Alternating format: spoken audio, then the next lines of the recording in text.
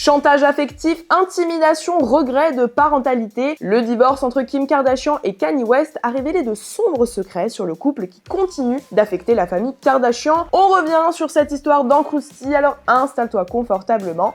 C'est parti. On est en 2012 quand la star de la télé-réalité Kim Kardashian et le rappeur Kanye West exposent publiquement leur couple pendant que la fille de Kris Jenner est en pleine procédure de divorce avec son ex-mari Chris Humphries. Quelques mois après le début de l'idylle entre les deux amis, ils annoncent la naissance de leur première fille North le 15 juin 2013 et se marient un an après en Italie et vont commencer à bâtir leur empire Kardashian-West. Kim et Kanye sont vraiment la figure du power couple. Elle devient une des personnalités les plus connues au monde, notamment grâce à sa télé-réalité Keeping Up with the Kardashians, et lui est l'un des rappeurs les plus écoutés et il commence aussi à se faire une place dans le monde de la mode avec sa marque Yeezy. Il fera d'ailleurs de sa femme sa muse, l'incluant dans ce cercle très fermé de la fashion, et Kim il fera sa place petit à petit. Ils ont 3 autres enfants aussi, Saint, Psalm et Chicago. Clairement, le clan Kardashian-West ne semble avoir aucune limite dans leur influence, mais aussi dans leur amour jusqu'en 2021. Janvier 2021, les médias américains annoncent que Kim Kardashian aurait demandé le divorce. Cette nouvelle secoue le monde people parce que la femme de Kanye a toujours eu cette réputation de celle prête à tout pour l'argent et le buzz, et la séparation avec le rappeur, personne ne l'avait vu venir, même il se disait que c'était plutôt lui qui pourrait divorcer. Mais Kim K explique vouloir ce divorce pour protéger ses enfants et préserver sa santé mentale. Mais alors comment on est passé du power couple le plus imité des États-Unis à une séparation? Pour ça, il faut d'abord remonter en 2016.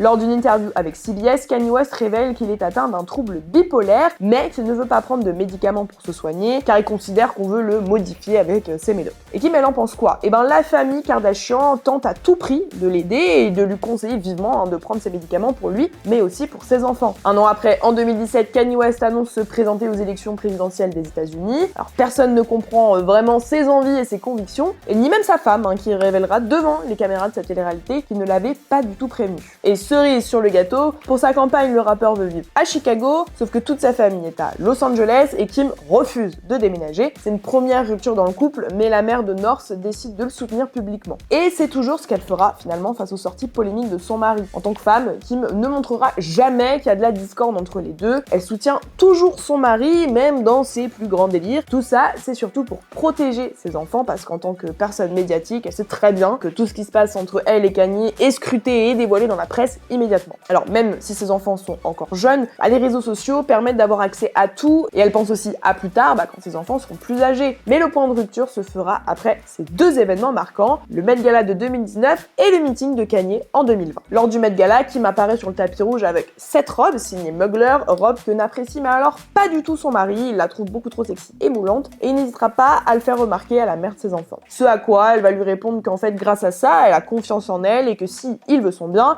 faut qu'il la laisse s'habiller comme elle veut. Et deuxième événement, lors d'un de ses meetings en 2020, Kanye West lâche une bombe. Il révèle qu'il voulait faire avorter Kim lorsqu'elle était enceinte de North. Là, c'est la goutte d'eau pour la star du petit écran qui expliquera sur ses réseaux sociaux qu'elle a toujours voulu garder cette histoire secrète vis-à-vis de sa fille. Et on comprend totalement, sauf que là, le papa est allé trop loin. Janvier 2021, elle demande le divorce. Kim explique que pendant ces dernières années, elle a tout fait pour arranger son mariage, pour rendre heureux Kanye, quitte à s'oublier, et c'est pour ça qu'elle a décidé de tout arrêter. Elle n'était tout simplement pas heureuse. Sauf que Kanye ne supporte pas cette séparation, et déjà, il va commencer par faire du chantage affectif. Il poste sur ses réseaux des photos de sa famille en disant qu'il souhaite que tout le monde soit réuni, ou encore il redit à ses proches que cette demande de divorce, c'est du bluff de la part de sa femme. Vraiment, ils n'en démordent pas, ils ne vont pas divorcer. Et ça va marquer la guerre psychologique que Kanye mène contre son ex-femme, même encore maintenant. En mars 2022, le divorce est prononcé entre les deux stars, ils ont la garde partagée de leurs 4 enfants et ne se doivent aucune pension mutuelle, sauf celle que le rappeur doit verser pour ses 4 enfants. Donc Kim pense que ça y est, c'est enfin fini entre elle et son mari,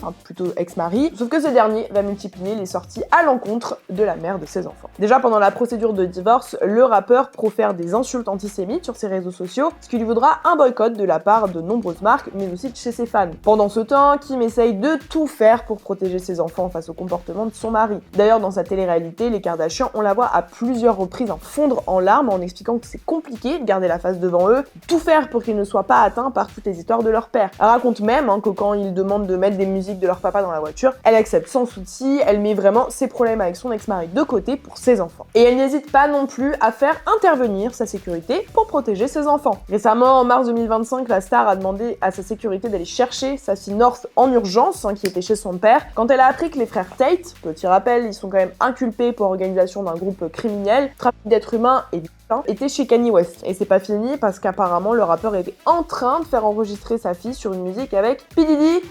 Pas de commentaire. Après cette histoire, Kim K voulait demander la garde exclusive de ses enfants, ce à quoi Kanye a répondu en accusant la famille Kardashian de faire du trafic d'enfants et a même déclaré qu'il regrettait d'avoir eu North, Saint, Psalm et Chicago. Plutôt sympa l'ambiance finalement quoi. Dans cette histoire, Kim Kardashian, elle a toujours tout fait pour protéger d'abord son ex-mari quand ils étaient encore ensemble. Publiquement, malgré toutes ces controverses, elle a tenté de l'aider et après leur divorce, elle a fait et fait encore toujours tout pour protéger ses enfants. De l'autre côté, Kanye est clairement dans une guerre psychologique avec elle et il n'hésite pas à et même l'intimider. Voilà, c'est tout pour cet épisode sur le divorce de Kim Kardashian et Kanye West. On se retrouve la semaine prochaine pour un nouvel épisode du Krusty. Ciao ciao!